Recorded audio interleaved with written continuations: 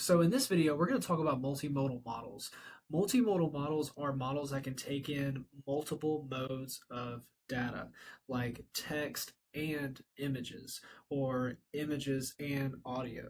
But in this lesson, we're going to talk about models that can take as input text and images specifically. And so, like I was saying, they combine different inputs from different modalities.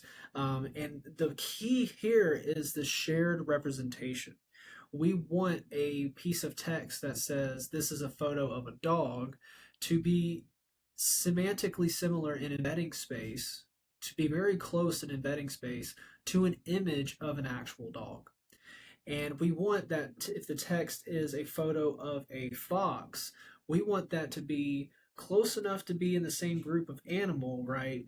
But we don't want it as close as dog is to that image of the dog. And so some of the common architectures we have for these models can be classified into three groups. We have dual encoders.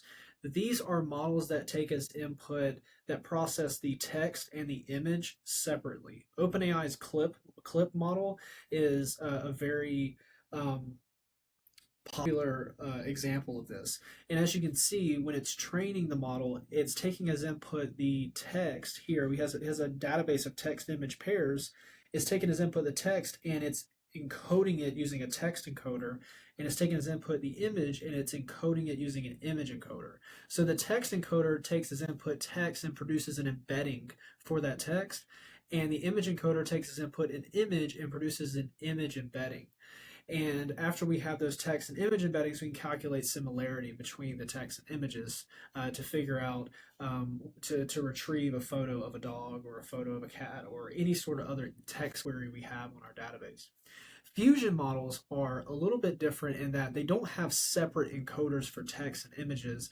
They process the text and image in the same model. So here, this text encoder and image encoder are two separate models. In the fusion models, this text and image pairs would be processed by the same model. So that's where the fusion comes from, like Visual BERT or VILT.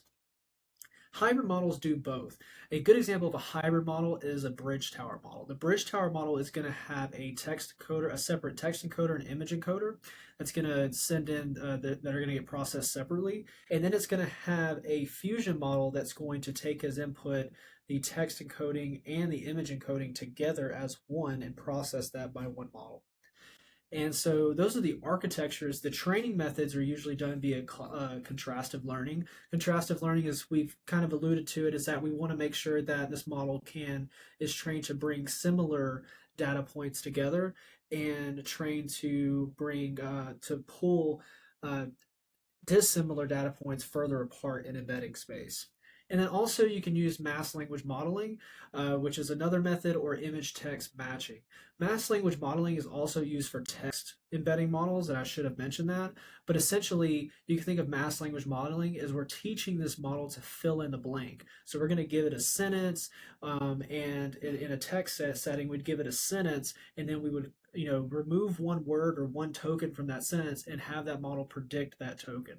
And so it's a fill in the blank exercise, and it's really good at teaching models to build proper embedding representations of the data that it's trained on.